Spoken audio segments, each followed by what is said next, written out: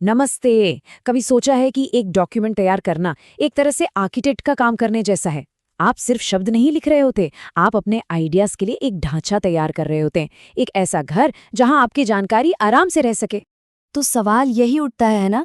एक तरफ है शब्दों का एक विशाल डरावना ढेर जिसे देखकर ही पढ़ने का मन न करे, और दूसरी तरफ एक साफ सलीके से सजा हुआ पेज जो आपको अपनी तरफ खींचता है।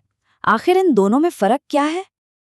इसका जवाब बड़ा सीधा सा है। आर्किटेक्चर जैसे एक इमारत को एक अच्छे ब्लूप्रिंट की जरूरत होती है, ठीक वैसे ही एक डॉक्यूमेंट को भी एक सोची समझी बनावट चाहिए। तो चलिए बिल्कुल शुरू से शुरू करते हैं और देखते हैं कि ये कैसे होता है। किसी भी शानदार इमारत के लिए सबसे जरूरी क्या होता है? एक मजबूत नींव, है ना? डॉक्यूमेंट्स की दुनिया में वो नींव है पेज मार्जिन। यहीं से सारी कहानी शुरू होती है। तो ये पेज मार्जिन है क्या आखिर? इसे ऐसे समझिए जैसे किसी तस्वीर के चारों ओर एक फ्रेम होता है। ये सिर्फ खाली जगह नहीं है, ये एक सोचा समझा डिजाइन है जो पढ़ने वाले की आंखों को सीधा वहीं ले जाता है जहां उसे जाना चाहिए, यानी आपके शब्दों पर। और यहाँ देखिए इसका असर कितना जबरदस्त होता है।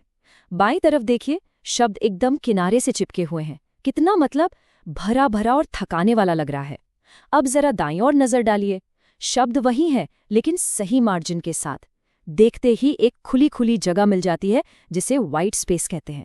ये आंखों को आराम देता है और पढ़ने में कहीं ज्यादा आसान हो जाता है। तो हमारी नींव तो तैयार हो गई। अब बारी है दीवारें और कमरे बनाने की। एक डॉक्यूमेंट में ये कमरे और दीवारें हैं हमारे पैराग्राफ्स और सेक्शंस। यही वो ढांचा है जो हमारे आइडियाज को एक जगह पर सहेज कर रखते हैं।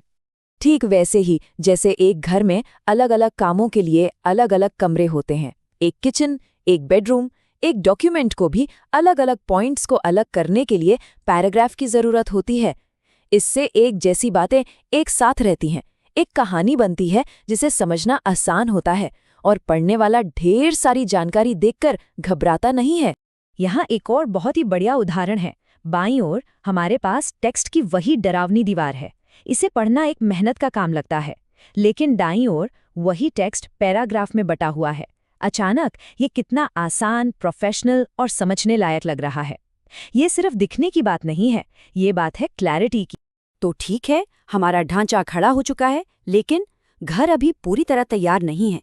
अब वक्त है फाइनल टच देने का, वो छोटी छोटी चीजें जो सब कुछ एक साथ बांध देती हैं। हमारे इस आर्किटेक्चरल प्रोजेक्ट में ये काम करते हैं इंडेंट्स। समझ लीजिए जैसे घर में फर्नीचर लगाना या दीवारों पर रंग करना।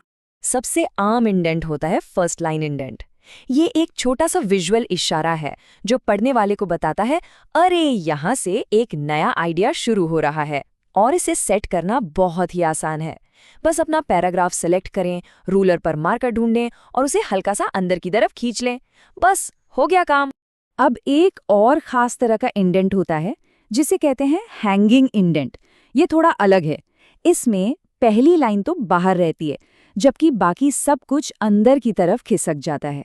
और इसका भी एक बहुत खास मकसद होता है। और यहाँ आप इसे असल में देख सकते हैं। हैंगिंग इंडेंट का इस्तेमाल अक्सर बिब्लियोग्राफी या रेफरेंस लिस्ट में किया जाता है। इससे लेखक का नाम या जो मुख्य शब्द है वो सबसे पहले दिखता है, जिससे लिस्ट को तेजी से देखना बहुत आसान हो जाता है। ये फॉर्म और फंक्शन का एक बेहतरीन मेल है। तो लीजिए, हमारा ये सफ़र पूरा हुआ। हमने मार्जिन के साथ नींव रखी, पैराग्राफ से कमरे बनाए ताकि हमारे आइडियाज़ को जगह मिले, और फिर इंडेंट्स के साथ फाइनल टच दिया।